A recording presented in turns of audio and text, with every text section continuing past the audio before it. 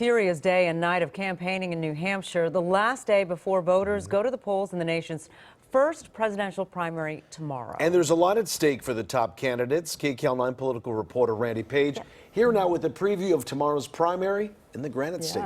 As of a couple of minutes ago, polls are open. Bernie Sanders and Pete Buttigieg are hoping for a big win.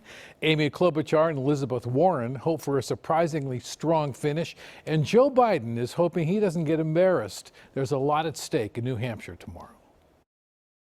What's your plan today?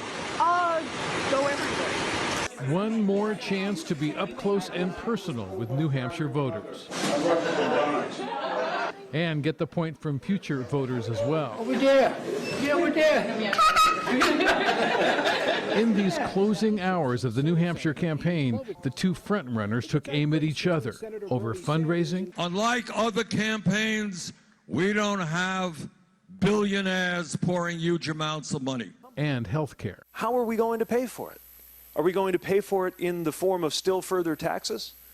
Or are we going to pay for it in the form of broken promises? Mayor Buttigieg, who's in second place in the latest New Hampshire polls, is trying to keep the wind in his sails after his first place finish in Iowa last week. Pete Buttigieg has to finish a strong second. If he finishes a weak second or even third, a lot of the magic disappears. Claremont McKenna College professor of politics Jack Pitney, who's written books on presidential elections, says Bernie Sanders has a lot on the line too. The New Hampshire primary is in the senator from Vermont's own backyard, and he's counting on a big first-place win, like the one he had against Hillary Clinton here in 2016. He has a home court advantage. He has the support of the progressive base. And if he wins only weakly, then he's going to have a problem going forward. Senator Amy Klobuchar may have the most to smile about. I woke up this morning and found out, not in one poll, but in two, including the Boston Globe, we are now number 3 in this race. According to the latest CBS News Battleground tracking poll, the senator from Minnesota is within striking distance of second place. She chalks up her jump in the polls to her debate performance last week. Amy Klobuchar was not considered at the very top of the candidate tiers. If she does really well, if she finishes third or second, and perhaps even a close second, there's going to be a tremendous amount of attention to Amy Klobuchar. Money is going to go pouring into her campaign. The question is, would she be able to take advantage of that opportunity? I'm Joe. It's good to see you. I know you're Joe. Former Vice President Joe Biden hasn't been able to convert his huge name recognition into votes.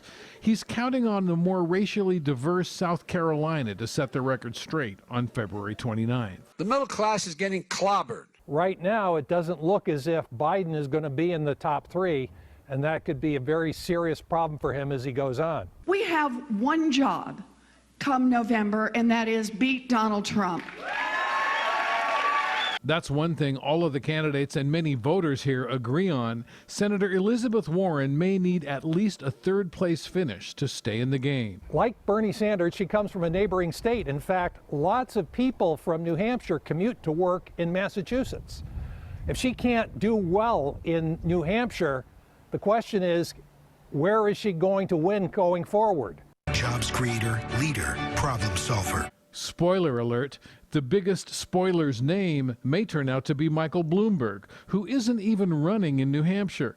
The latest Quinnipiac national poll shows the billionaire former New York governor at 15%, just 2 points behind Joe Biden.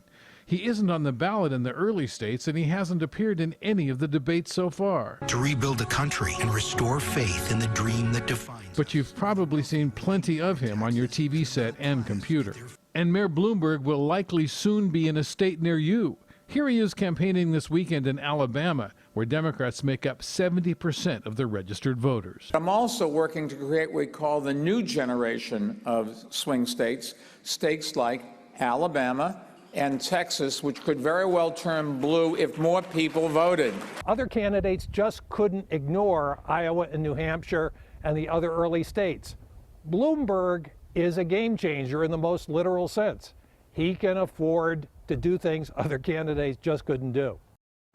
New Hampshire voters are famous for making up their minds at the last moment. In fact, recent polls show up to half of registered voters had not made up their selection as of this past weekend. Tomorrow will be an interesting day, to say the least. It sure will, Randy. All right, thanks so much.